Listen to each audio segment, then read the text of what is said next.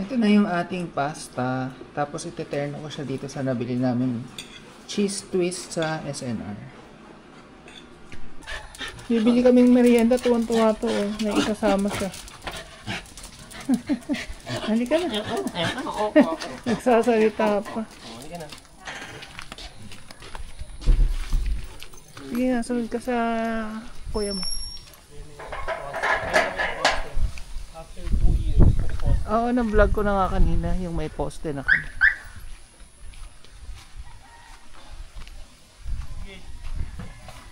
pakita mo yung pagkakit ni Baby Game. Na-vlog ko naman eh. Pero sige, Baby Game, pakitang gilas ka. Wala, hindi nakita. Basta nakaakyat na siya. You're excited. Salita. Mas excited pa sa amin. Ayun, talagang mahilig ako sa milk tea. Sabi ko nga, bagay na business talaga sa amin yung milk. Imagine na lang kung katabi lang natin yung store. Oo. So okay, kami ang number 1 na customer. Kakatapos lang nila mag-walking tsaka mag-kumain. So kami naman mamaya. Actually nag-merienda na ako ng avocado tsaka kakao. Kaya mag-milk tea lang ako. And dito kami bumibili ngayon ng milk tea. Favorite namin. 16 And order na ito pizza. O tambay. May mga games pa pwede maglaro.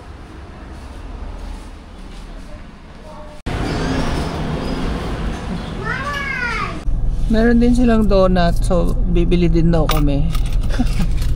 Gutom? Gutom yan? Gutom ako. So worth it. Hindi ka narinig. 79 pesos tong pizza na to. Let's see. Ayun, typical na pizza. Cheesy naman. Walang hot sauce. Buti na Buti may na may hot sauce kami. So bagay sa 79, may karton pa. Pero pwede yun, mumura yung mga... Milk tea, Hokkaido, ay Okinawa. Wala silang Hokkaido, gusto ko sana ang Hokkaido. 39 pesos, ganito kalaki.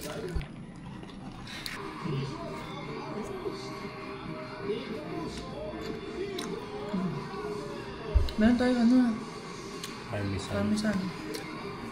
Pwede na sa 79 ang sarap. Malambot ng tinapay.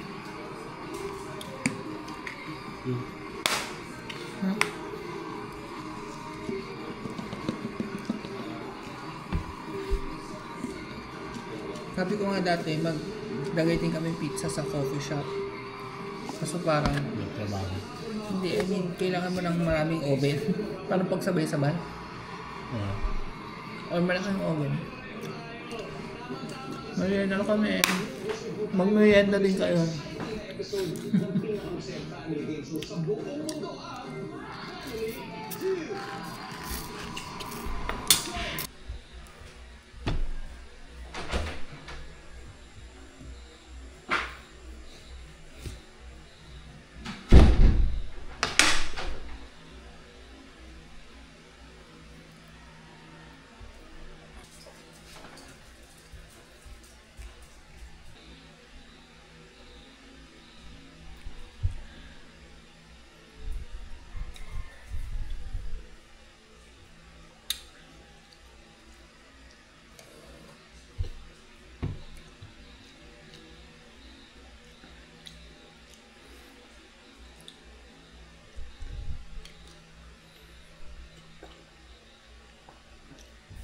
Good morning! Kakarating lang namin galing Sampaloc Lake. Nag-walking kami. Today is a Saturday. And bago umuwi, may tinikman kaming bagong kape sa San Pablo Cafe, Vietnamese style. 70 pesos yung small. Okay naman. Mas masarap pa rin ng but first. Pero pwede na for the price. And dumaan kami ng Dali na naman. Naghahanap kasi ako ng ng ginger ale kasi nag-post sa Facebook na may bagong ginger ale yung Dali. 35 pesos lang. Kaso dito sa San Pablo branch wala pa. So ang nabili ko ay ito, pang sugar-free na chewing gum. Ginagawa ko tong instead na magcho-chocolate ako, Ito yung nginunguya ko. Kaya lang, may nakita rin ako nag-post na masarap daw yung chocolate sa Dali. So, titikman ko. Ito ay 75 pesos. Ito nga pala ay, I think, 59. Kung tama ang ano ko. 54. 54 lang to. Dalawang flavor, isang peppermint, isang spearmint. Tapos bumili ng chips. 69.75 to. And sa Alphamart naman, akala ko Sprite Zero yung nabili ko. Hindi pala. Sprite regular. Pero nahiya na ako nakapunch niya. Anyway, yun lang. Mag-upload ako ng video today. As in, kakadating lang namin literal. Tapos winalking ko yung mga babies. Yan, nakapag-walking na yung mga yan. Kaya relax na sila. Nakabili nga rin pala akong rambutan sa Sampaloc Lake. Ayan. 60 ang kilo. Medyo maasim siya. Pero malalaki eh. Kaya okay na rin sa 60 per kilo. And meron din kakanin. Ito ay biko. May kutsinta din na kainan namin. Ang sarap ng kutsinta. 3.20. Hindi na ako nag-vlog kasi lagi ako nag-vlog dun sa Sampaloc Lake. So, sabi ko, pag-uwi na lang. For lunch, tikman namin tong bagong tuna sisig. Ginano ko lang. Ginisa ko lang sa sibuyas. Tapos lalagyan ko ng egg. Yan, nilagyan ko na ng egg. Naririnig nyo ako kasi may premiere ako habang nagluluto. Tinikman ko na yung tuna sisig. Ano siya, marami siyang TVP. Which is okay lang sa akin kasi less isda. Less isda ang nasaktan. Tapos tinignan ko dun sa ingredients, meron niya siyang soy protein. So yun niya yung TVP. Anyway, ngayon naman, gagawa ko ng vegan na chicken skin. Ang gagamitin ko ay yuba. Ito. Or yung tofu skin. Tira pa to nung binili namin sa Ongping. Nung nagawi kami dun. So, ang gagawin ay ibababad muna to sa mainit na water. Aray. So, lagyan lang natin ng hot water tong ating yuba. Last time kasi, nung nagsanggipsal kami, hindi namin binabad sa hot water. Nakalimutan ko sa sobrang tagal ko nang hindi gumagamit nito. Naalala ko kailangan babad. So, sobrang niya. Sobrang chewy. Ang hirap nguyain. So, ang tawag ko sa kanya yuba kasi yun din yung tawag sa tofu skin. Kamusta nga pala yung audio ko? Malinaw ba? Doon kasi sa live ko, medyo nahihinaan ako. So, pa-comment na lang kung okay ba yung audio para just in case lalakasan ko sa habang ine-edit. Pwede ko kasi siyang lakasan pa habang ine-edit eh. Salamat, pa-comment na lang.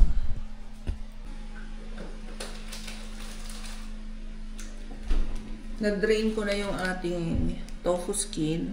Iko-coat ko lang siya sa tira namin Tasty Boy. Yan. Tapos, ipiprito ko. Ayun, ganun lang siya kadali. Meron na tayong vegan na chicken skin. Hindi ko na pakita ha, yung na lang, final product na lang. Yung luto na. So, ito na yung ating tuna sisig na napakaraming TVP or soy protein. Ito yung yuba skin, tofu skin, or vegan chicken skin. Kung ano man. Ang daming tawag, Malutan yan. And maglalagay tayo ng hot sauce sa ating tuna sisig. Tikman natin tong ating chicken skin na vegan.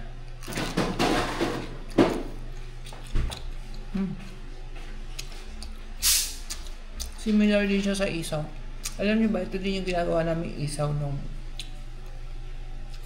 nag-business kami sa Bulacan ng parang barbecue. Ito yung isaw namin. Ito. Wala kasi akong mic para hindi nyo marinig yung lutong.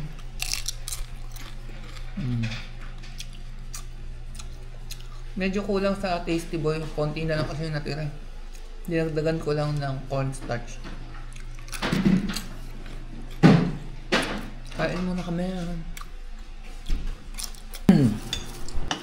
Ito na yung aming nabiling palabok. Yan. Tapos meron tayo ditong puto. At saka buchi. Ang puti ng puto, tas ang lambot. Pandesal, marami kasi pati mga baby. Good morning ulit. Tayo ay magre-relax lang for today. Today is a Sunday. Mas maulan, nakakatamad kumilos. Hanggang ngayon hindi ko pa rin naayos yung ating home gym. Dami kasi nga para na ako si Mama. Ang daming ginagawa.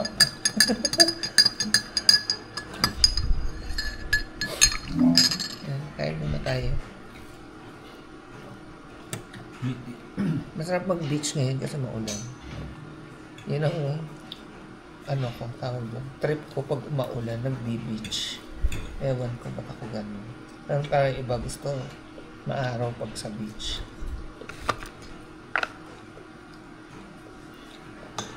Mas na-enjoy ko kasi dahil malamig.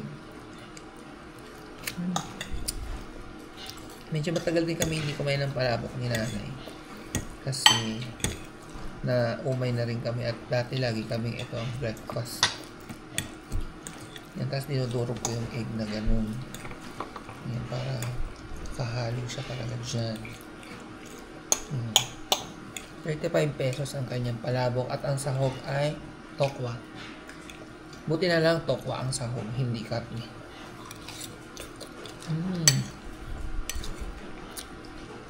Yung sauce niya, masarap talaga. Yung noodles nga lang, matataba. Mas bet ko yung noodles na payat. Pero ang lasa ng sauce niya. Galing. Anyway, kain muna kami. For dessert, tayo ay kakain ng rambutan. Ito yung binili namin sa San Pablo kahapon. Aray. Yan. Merong maasim, merong matamis. Ito ang tamis, ha? Naalala ko nasa Bulacan kami. Banyera kung kumuha kami ni Daisy nito. Naalala niyo pa si Daisy? Tapos manginginain kami sa sala.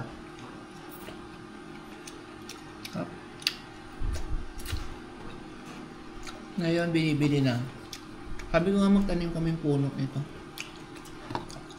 Paano kaya ito itanim? Rambuto.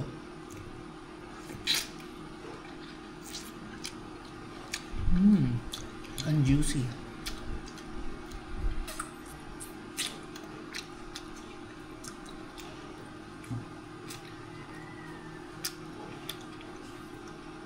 Malapit na rin yung panahon ng lansones dito sa amin. Yung dito malapit sa amin, mura lang. Pero pag sa labas bibili, mahal pa rin kahit panahon ng lansones. Hap.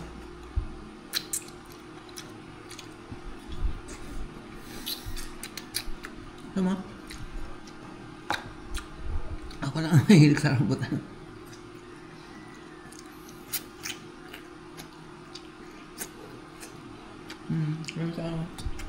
Bili na rin nga ng mga babies para sa tanghali. Maulan pa rin. Inuubo si Jia, wow. Tapos yung aming semento nagkakalumos. Jero nito! Badeng-deng. Yung ibang baby. Narinig niyo ba yung palaka? Hindi ko alam kung maririnig niya yung palaka. Ang daming palaka sa background. Dahil nga maulan. Hindi kita yung bundok ngayon.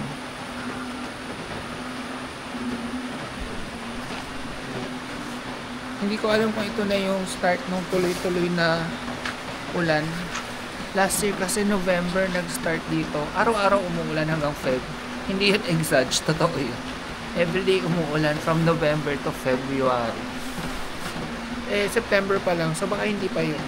Hindi pa ito. May walking muna namin itong mga to. It's almost lunchtime. Kami ay magluluto ng alyo-olyo na may tinapa.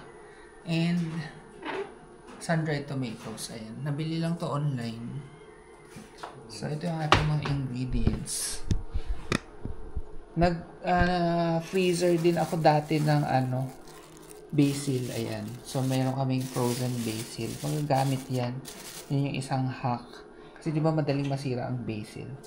Bawang, pepper, olive oil. Wala kaming chili flakes. So, yung homemade nating chili oil, yan magagamit din natin. Ito yung ating fettuccine. And ito yung ating tinapa. Yan, gagawing flakes. Maalat na yung tinapa, so hindi na kami maglalagay ng salt. So, supposedly may salt pa dapat. Yan. So, pakuluan ko na muna tong pasta. Ito ang aming lunch. Ay, ano ba yan? Ang cute naman yan. Cute. Cutie. Natutulog siya doon. Try ko mag-download sa CCTV. Kaso hindi kita, no? Kasi natakpan ng towel.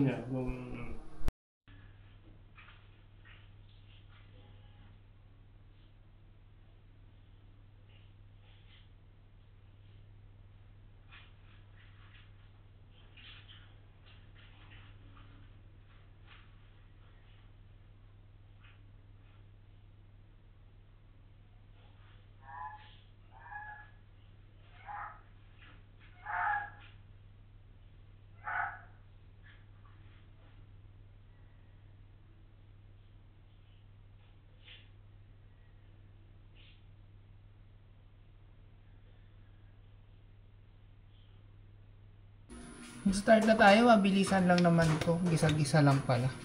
Nanood lang din kami sa YouTube kung paano gawin.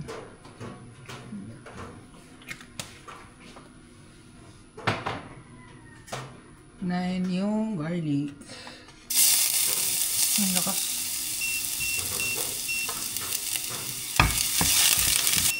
Hindi pwede yung brown. Lagay ko lang tinapa. Yung brown na. Beef naman. Ako-apoy.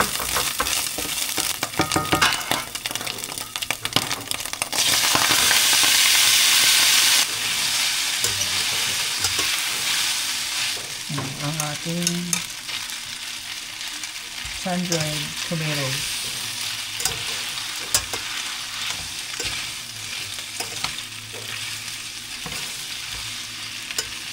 Ayan yung basil yan.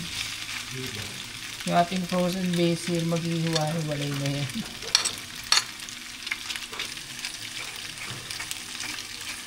Konti lang kasi baka maanghang yung ating chili. Hindi ko sure.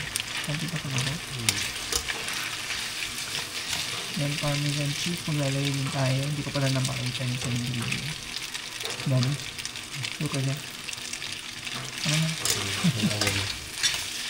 Mahawa pa ang hangin. Parmesan cheese. Yun, gano'n na kabilis. Oh, hindi lang ako nag-cut eh. Yan na ang ating aglio-olio na may tinapa at sun-dried tomatoes. Kaya na kami. Ito na yung ating pasta. Tapos ite-turn ko siya dito sa nabili namin cheese twist sa SNR.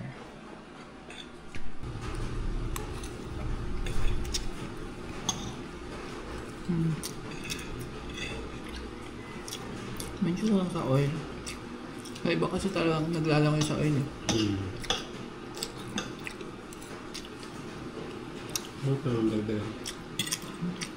Medyo maasim yun. Nagdagdag pala kami ng tinapa kasi hindi namin malasahan ng dalawa lang. So, total of 4. May gustong sumali sa mukbang. Bigla na lang umakyat. Pusa lang siya umakyat dyan. Ang galing naman niya ni Pretty. Marunong. Upo ka. Pakita mo sa kanila. Upo.